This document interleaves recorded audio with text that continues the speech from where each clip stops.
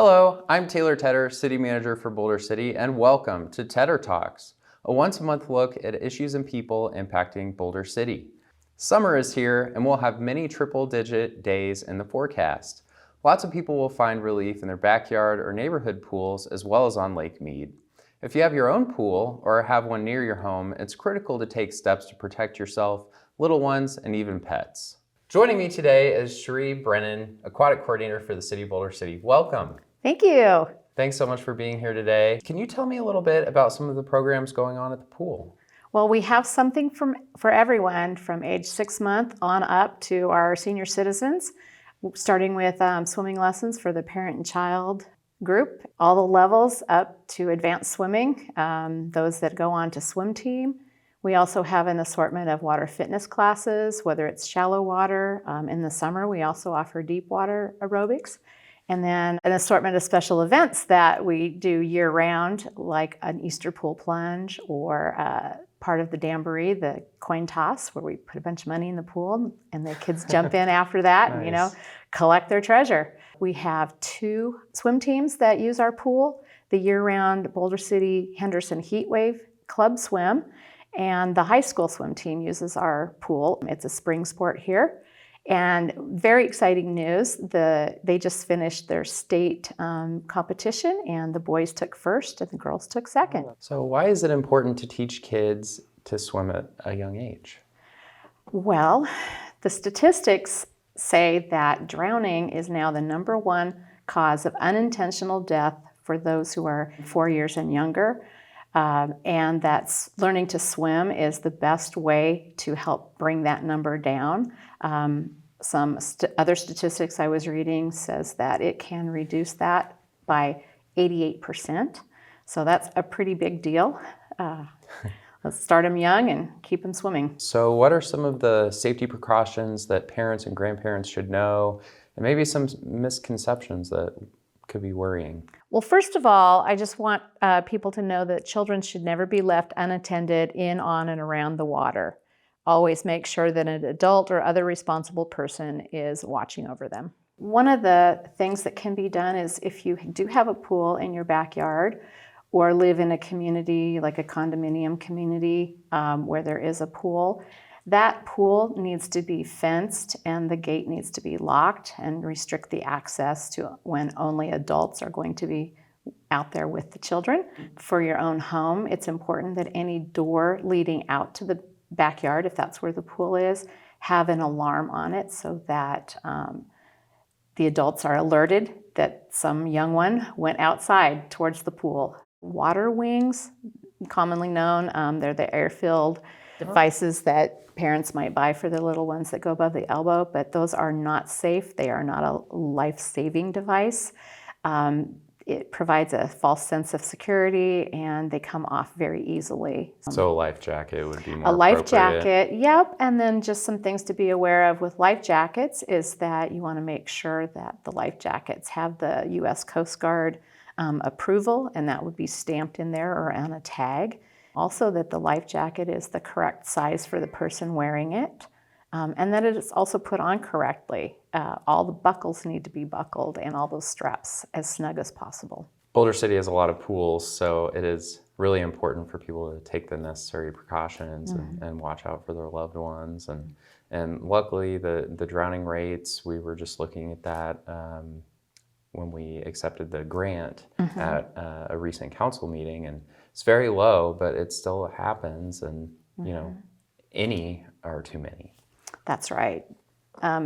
So I've been here almost 9 years, and it seems like every summer there's some incident, whether it's at Lake Mead or in a backyard pool in the Vegas Valley somewhere. And I would say the majority of those deaths are preventable. Yeah.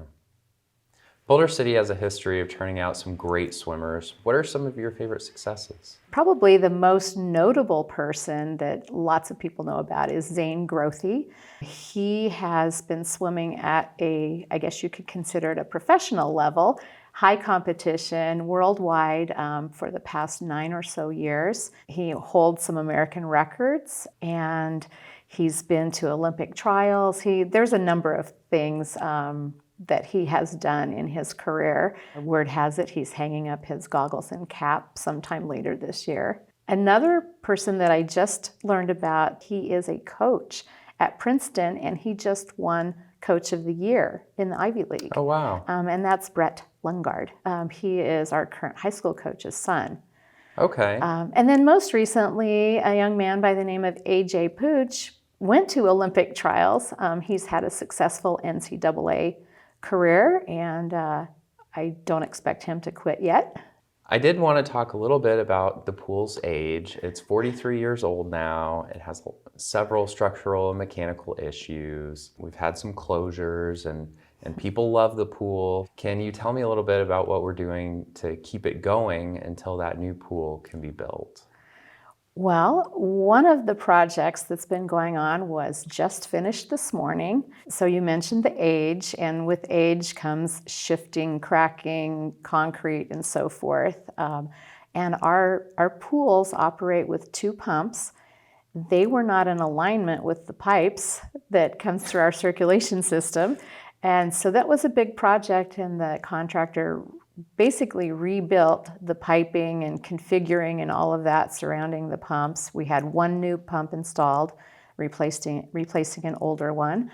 And he just finished that project this morning, so we are now operating all Good. 3 pools, and the Good. mechanical room is very quiet in comparison to 2 weeks ago. We've also had so far the dive tank and the wading pool replastered, so that will help with the longevity there. And then coming up, I don't have a date yet, but we will have the main pool replastered. The main last piece of the funding that's remaining is Track 350, the sale of that. Toll Brothers was selected as the developer, so they needed a 6-month pause. I did recently hear from them. They are working on a new cost proposal for the council to consider. Yeah, that's good news. I mean, that's a positive. So you have a big event on June 22nd. Can you tell me a little bit what that's about? Yes, so the world's largest swimming lesson is held on June 22nd. We will have our event at noon.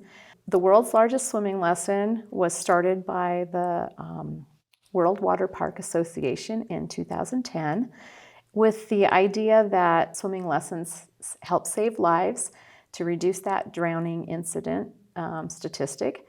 And so this event takes place around the globe on the same day, not necessarily at the same time.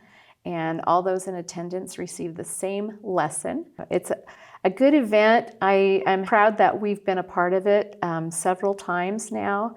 And I really want the youth in our community to learn to swim and be safe around the water.